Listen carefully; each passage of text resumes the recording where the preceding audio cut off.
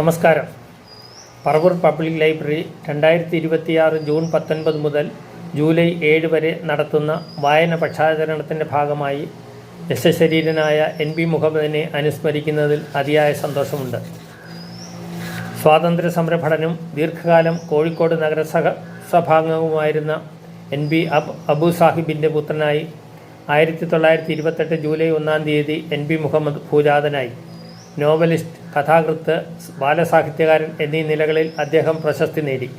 കേരള കൗമുദി, വർത്തമാനം എന്നീ പത്രങ്ങളുടെ residential editor, പ്രദീപം editor, Kozhikode ഭവന നിർമ്മാണ സഹകരണ സംഘം സെക്രട്ടറി എന്നീ നിലയിലും അദ്ദേഹം സേവനമനുഷ്ഠിച്ചിട്ടുണ്ട്. തൊപ്പിയും തട്ടവും എന്ന ആദ്യ കഥ 1952 പുറത്തു വന്നു. കളിപ്പാനീസ്, എണ്ണപ്പാടം, ഉപ്പും നെല്ലും, മെഴുകുതിരികൾ, ഉൾവെളിച്ചം, രാത്രിയുടെ ചിറകുകൾ, അവർ 4 പേർ, പുരാവൃത്ത കഥകൾ, പ്രസിഡന്റിൻ്റെ മരണം, ദൈവത്തിൻ്റെ കണ്ണ് എന്നിവ അദ്ദേഹത്തിൻ്റെ കൃതികളാണ്. MD വാസുദേവൻ നായരുമായി ചേർന്ന് അറബിപ്പൊന്ന് എന്ന നോവലും പ്രസിദ്ധീകരിച്ചു. ഏതാണ്ട് 30-ലധികം കൃതികൾ മലയാള ഭാഷയിൽ അദ്ദേഹത്തിൻ്റെതായി പ്രസിദ്ധീകരിക്കപ്പെട്ടിട്ടുണ്ട്. മരം, ചുഴി എന്നീ ചലച്ചിത്രങ്ങളുടെ തിരക്കഥയും അദ്ദേഹത്തിൻ്റെ സംഭാവനയാണ്. തൊപ്പിയും തട്ടവും എന്ന കൃതിക്ക് മദ്രാസ് ഗവൺമെൻറ്റിൻ്റെ അവാർഡ് ലഭിച്ചു. എണ്ണപ്പാടം എന്ന നോവലിന് 1980 കേരള സാഹിത്യ അക്കാദമി അവാർഡ് ലഭിച്ചു. ദൈവത്തിൻ്റെ കണ്ണുകൾ 1993 കേന്ദ്ര സാഹിത്യ അക്കാദമി അവാർഡിന് അർഹമായി. പുറമേ പത്മ പുരസ്കാരം, Lalithambika Antharjana award, Muttathu Varkey award, CV Ramanpillai award, Abu Dhabi Malayala Samajam award, സമഗ്ര സംഭാവനയ്ക്കുള്ള കേരള സാഹിത്യ അക്കാദമി അവാർഡ് എന്നിവയ്ക്കും NB അർഹനായിട്ടുണ്ട്. ഹിന്ദി, ഇംഗ്ലീഷ്, തമിഴ് ഭാഷയിലേക്ക് NBയുടെ ചില കൃതികൾ വിവർത്തനം ചെയ്യപ്പെട്ടിട്ടുണ്ട്. NB മുഹമ്മദിൻ്റെ രചനാവൈഭവം മനസ്സിലാക്കുന്നതിന് എത്തിനോക്കാവുന്ന നോവലാണ് ഹിരണ്യകശിപു. ഭാരതത്തെ സംബന്ധിച്ചിടത്തോളം സ്വാതന്ത്ര്യത്തിന് മുൻപും പിൻപുമുള്ള കാലങ്ങൾ തമ്മിൽ താരതമ്യപ്പെടുത്തിയാൽ സാജാത്യത്തെക്കാൾ വൈജാത്യം ഏറ്റവും കൂടുതൽ തെളിഞ്ഞു കാണുന്നത് രാഷ്ട്രീയ രംഗത്താണ്. സമൂഹത്തിനും രാജ്യത്തിനും വേണ്ടി വ്യക്തിജീവിതങ്ങൾ, സുഖങ്ങൾ ത്യജിക്കുകയും ക്ലേശവും യാതനകളും സ്വയം വരിക്കുകയുമാണ് സ്വാതന്ത്ര്യപൂർവ്വ രാഷ്ട്രീയത്തിൽ ചെയ്തിരുന്നതെങ്കിൽ, സമൂഹത്തെയും രാജ്യത്തെയും തൻ്റെ സുഖത്തിനും ശ്രേയസ്സിനും വേണ്ടി ഉപയോഗിക്കുക എന്നതായിത്തീർന്നു സ്വാതന്ത്ര്യാനന്തര രാഷ്ട്രീയ ജീവിതം. എന്നാൽ ഇതിനും അപവാദങ്ങളില്ലാതില്ല.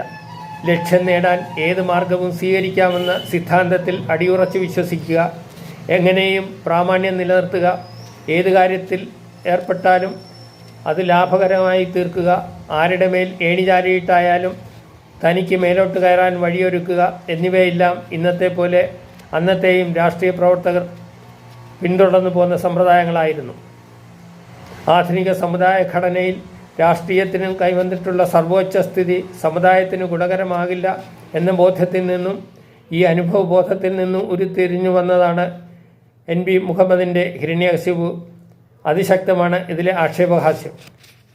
അമിതമായ രാഷ്ട്രീയാതിപ്രസരം മൂലം സംഭവിച്ച അനിശ്ചിതത്വത്തിൻ്റെ കൊടുന്തമസിൽ പെട്ടുഴലുന്ന കേരളത്തെ രക്ഷിക്കാൻ മഹാവിഷ്ണുവിൻ്റെ പ്രതിപുരുഷനായി കോഴിക്കോട്ട് വന്ന് താമസമാക്കുന്ന ഹിരണ്യകശിപു ആദ്യത്തെ കുറേ ദിവസങ്ങൾ ജനങ്ങളെ മനസ്സിലാക്കാൻ ചെലവിടുന്നു. പത്രങ്ങൾ, കുതിര ക്ലബ്ബ്, പശു ക്ലബ്ബ് തുടങ്ങിയ സേവനനിരതമായ സംഘടനകളിലൂടെയും അനുചരന്മാർ വഴിയും അദ്ദേഹം ജനങ്ങളെ മനസ്സിലാക്കുന്നു.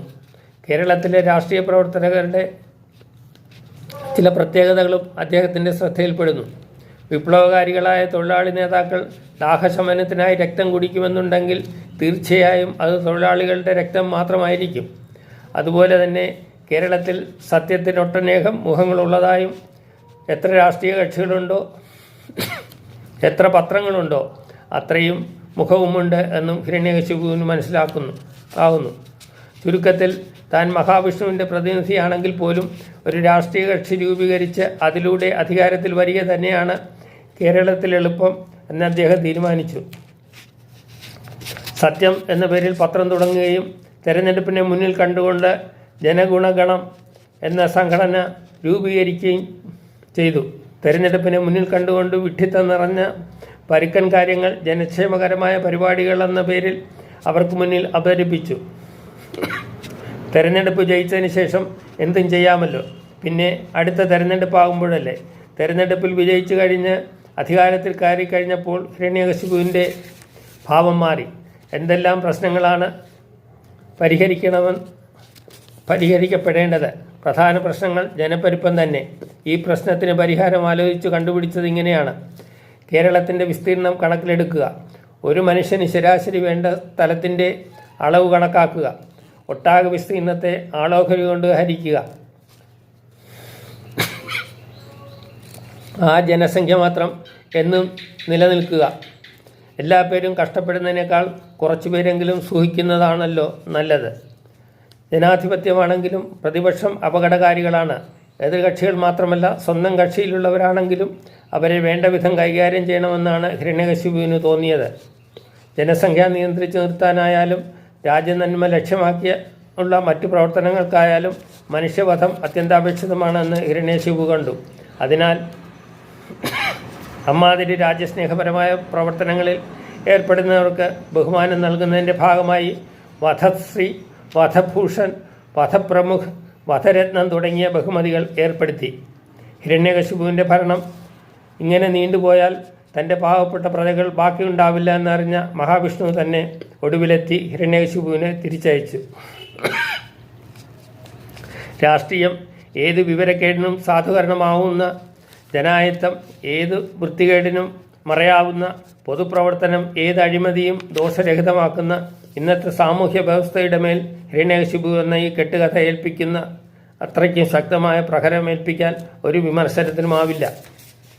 ശാസ്ത്ര സാങ്കേതിക അഭിവൃദ്ധിയുടെ അതുമാനുഷ്യ സിദ്ധികൾ കൈയടക്കി പോരുന്ന സമഗ്രാധിപത്യം മനുഷ്യാത്മാവിൽ ഉളവാക്കുന്ന ആഘാതങ്ങളെ അതുല്യ വൈഭവത്തോടെ ആവിഷ്കരിക്കുന്ന ആക്ഷേപഹാസ്യപ്രധാനമായ ഒരു ബൃഹത് നോവലാണ് ഹിരണ്യകശിപു.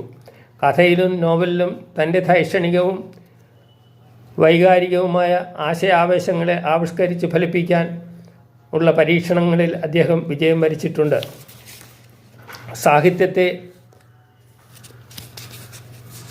സഗൗരവമായ ഒരാത്മാവിഷ്കാരമായി കരുതുന്ന ദൃഢവ്യക്തിത്വമുള്ള സാഹിത്യകാരനായിരുന്നു NP മുഹമ്മദ്.